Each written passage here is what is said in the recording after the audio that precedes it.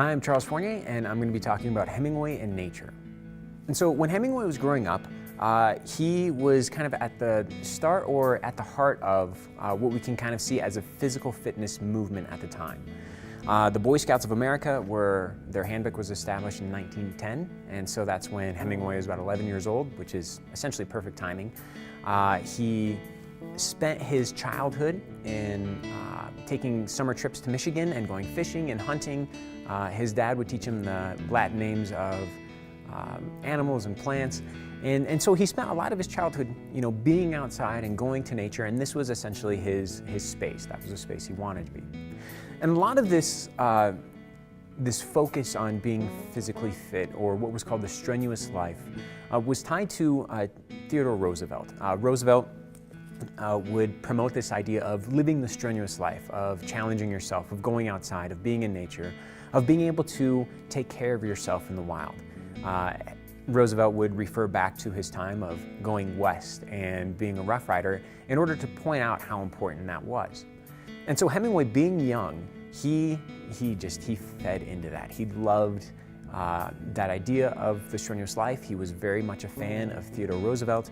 At one point, when Roosevelt's African hunt, an African hunt of his, was played in Oak Park, which is Hemingway's hometown, Hemingway was then in a family photo dressed up like Teddy Roosevelt.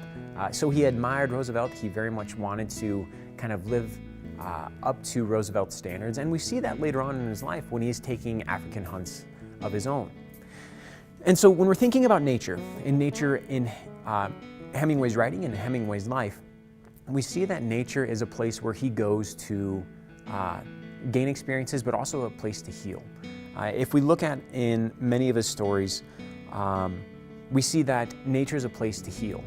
Within the In Our Time collection of short stories, we see that nature is the place where the Nick Adams character, which is oftentimes seen as an autobiographical character of Hemingway, would go to nature in order to heal or to revitalize himself. This is after a breakup with a girl. This is with a buddy of while they're just hanging out, or even towards the end of the story when we see Nick Adams go back to nature to fish and to feel the old feelings that are tied to being in nature.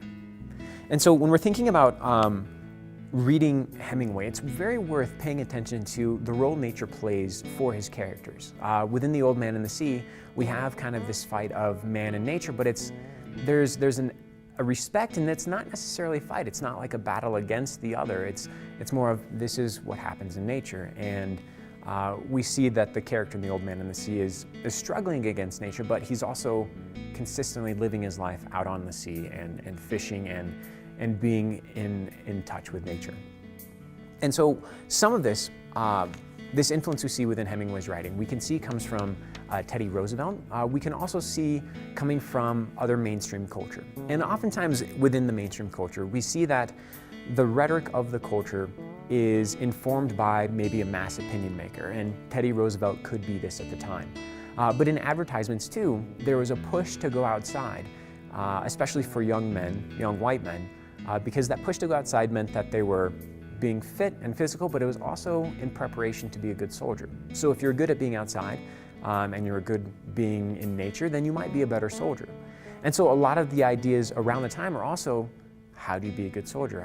There was a glorification in that. And so the idea of being in nature and being a good soldier were intertwined. And so with Hemingway, we kind of see that as well, where his nature and his idea of being in war through his texts are very much intertwined. We see it go back and forth from book to book.